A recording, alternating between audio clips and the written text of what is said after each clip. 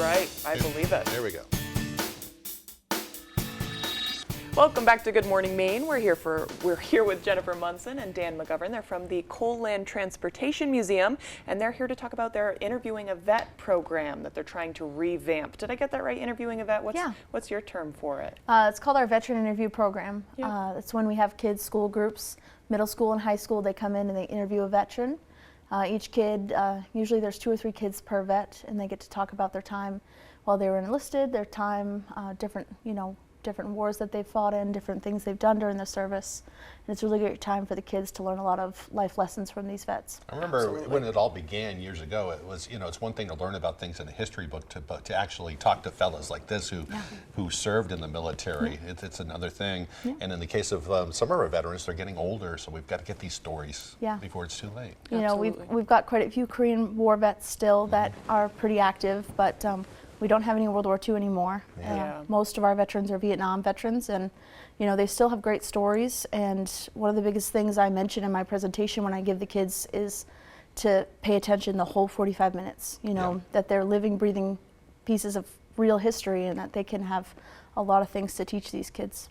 Absolutely. So Dan, here you were telling us earlier you were a Navy vet you are a Navy vet of 30 years. Yeah, almost 30 years. Yeah. Right. So what types of things do you talk about with the kids? Well, I talk about what it was like to be in submarines. That was my career path. Yeah. And show them pictures of different submarines that I served on. I talk about the training required, and I do a fairly large portion of it on what it's like to live on a submarine. I have photographs of, sleeping and eating and how we deal with waste and just generally, how we sustain ourselves, because we have to be self-sustaining. Absolutely. You were saying earlier as well, and this kind of blew my mind.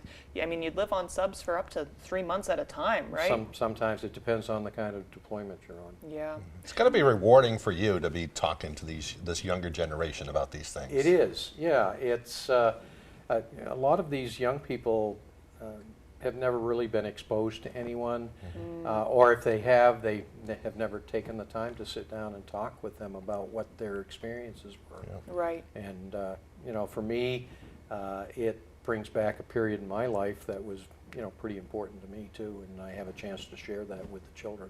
Absolutely. So you're looking for more people to volunteer and step in. What is necessary to do what Dan does? A little bit of flexibility with your schedule. Most of the people we get have retired at this point, which means their schedule opens up quite a lot. But what happens is you would come into the museum and fill out an application. That's pretty much so we just have your contact information. Yep. Then we get a school a couple days before. We'll give you a call and ask if you'd like to come in and interview.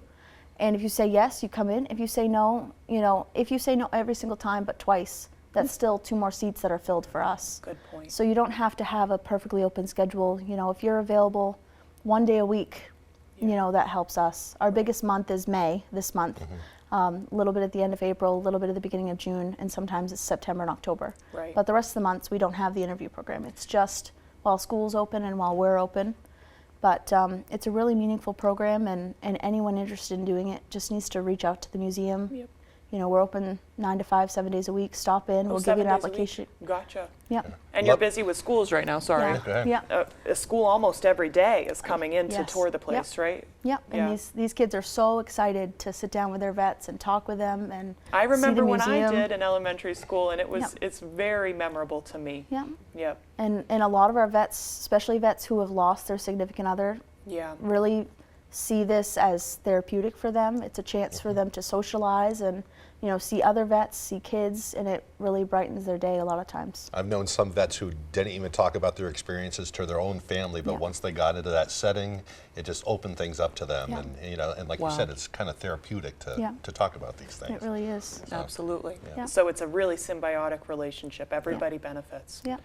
That's awesome. Yeah. All right, 7 days a week. Sorry, I cut you off. I was Yeah, too no, excited. we're open 7 days a week, 9 to 5, and there's always someone at the cash register who has an application. So even if I'm not there or my assistant's not there, someone is there to get your information so that we can start calling you.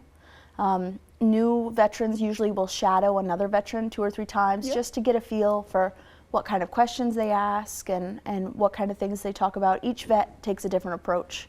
Sometimes the vet has a story already ready, like Dan, he knows what he's going to talk about. He has these pictures already set. Some vets will just sit there and let the kids ask the questions, and they'll kind of dictate how their story goes. But each vet takes a different approach, and it's really, really meaningful to the kids and the vets. Awesome. All right. So yeah, if you need a reiteration of any of that information, we'll have this interview up on foxbangor.com. Jennifer, Dan, thank you for joining us this morning. Thank you. Of course. We'll send it over to Devin Biggs for our full weather forecast.